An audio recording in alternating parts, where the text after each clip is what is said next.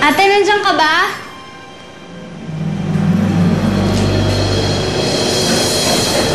Ay.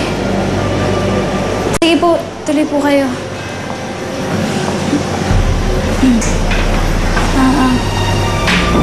Pasensya na po kayo, ha.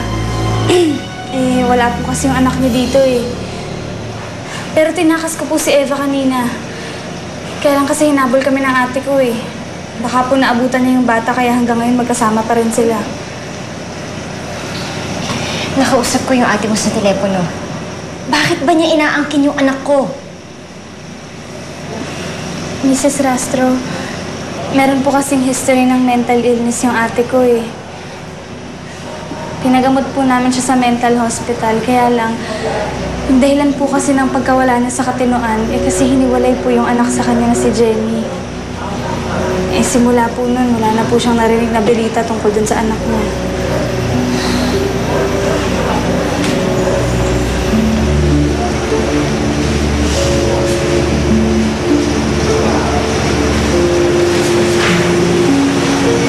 Ito po.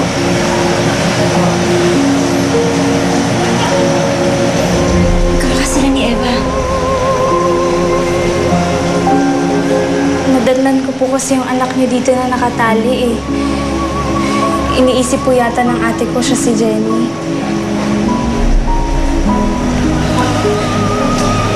Nakakalungkot yung nangyari sa ate mo. Pero sana wala siyang gawing masama sa anak ko. At saan niya kaya dinala si Eva?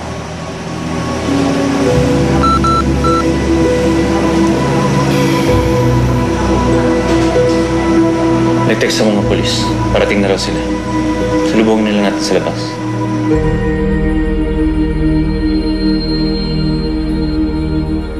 Teniente, siya si Malu Agustin. Siya yung kapatid ng kidnapper ni Eva.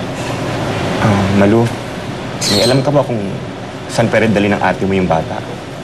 May ibang bahay ba kayo o bahay ng kamag-anak? Wala na pong ibang bahay si ate, eh.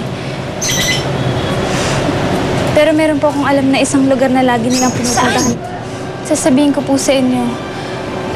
Pero sana protektahan niyo rin po yung kapatid ko.